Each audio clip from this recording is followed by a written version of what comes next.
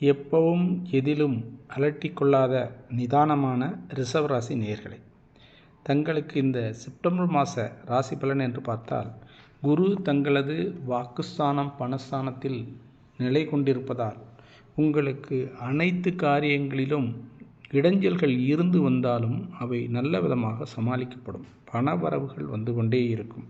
பணத்தட்டுப்பாடு என்பது மேக்சிமம் ரொம்ப பேருக்கு இருக்காது. அதுக்காக எல்லாருக்கும் இருக்காதுன்னு 100% சொல்ல முடியாது. அது அவங்கவுங்களுடைய சுய ஜாதகத்தின்படி தான் சொல்ல முடியும்.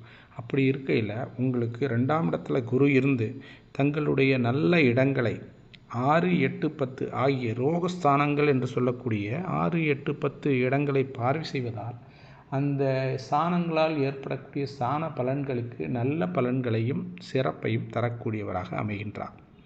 சுக்கிரனை எடுத்துக்கிட்டு பார்த்தீங்கன்னா, உங்களுக்கு உங்களுக்கு சுக்கிரன் நல்ல நிலையிலேயே இருக்கின்றார். இப்போது 3ஆம் இடத்தில் இருக்கின்றார். இது தங்களுடைய உறவினர்கள் மற்றும் சகோதரர்களுடைய நட்பையும் உறவையும் நல்ல விதமாக மேம்படுத்தும். அது ஒரு நல்ல ஒரு அமைப்பு. உங்களுக்கு இந்த செப்டம்பர் மாதத்தில் இதுவரையிலும் பிரச்சனைகளாக இருந்து வந்த சகோதரர்கள் ஒன்று சேருவதற்கும் நல்ல இணக்கமாவதற்கும் ஒரு நல்ல வாய்ப்பு.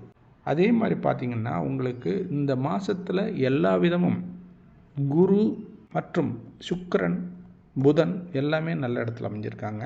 இந்த மாத கடைசியில் தான் பெரும்பதியான மாற்றங்கள் இடமாற்றங்கள் வருகின்றது கிரகங்களுக்கு. ஆகவே இந்த செப்டம்பர் மாதம் ஒரு சிறப்பான மாதம். ராகு அண்ட் சனி இரண்டும் உங்களது 10ஆம் இடத்தில் இருப்பதால் தொழில் ரீதியாக தாங்கள் சிறு சிறு பிரச்சனைகளையும் தொய்வையும் சந்திக்க வேண்டிய வாய்ப்பு வரும். அல்லது சில காரியங்களை சமாளிக்க வேண்டிய ஒரு ஏற்பாடு செய்ய வேண்டிய ஒரு வாய்ப்புகள் வரும். ஆக தொழில் ரீதியாக கொஞ்சம் நீங்கள் எதிர்பார்க்கக்கூடிய ஒரு பெரிய லாபம், பெரிய நன்மைகள் இல்லை என்றாலும் சில தடைகளையும் நீங்கள் எதிர்கொள்ள வேண்டிய வாய்ப்பே அமைகின்றது. மற்றபடியாக பார்த்திங்கன்னா, உங்களுக்கு செவ்வாயின் மூலமாக உடல் ரீதியாகவும் மன ரீதியாகவும் சில பாதிப்புகளை உண்டு பண்ணுவார். அதற்கு நீங்கள் இந்த மாதம் செப்டம்பர் மாதம் துர்க்கையை வழிபடுவதன் மூலமாக இந்த சிரமங்கள் பிரச்சனைகள் ஓயும். வீட்டில் உள்ள முதியவர்களுக்கு மருத்துவ செலவு என்பது சிறிது செய்யும்படி வரும். ஆக இந்த மாதம் என்பது உங்களுக்கு பணத்தில் பெரிய தட்டுப்பாடை உண்டு பண்ணாத சிறப்பான முன்னேற்றமான மாதமாக அமைகின்றது.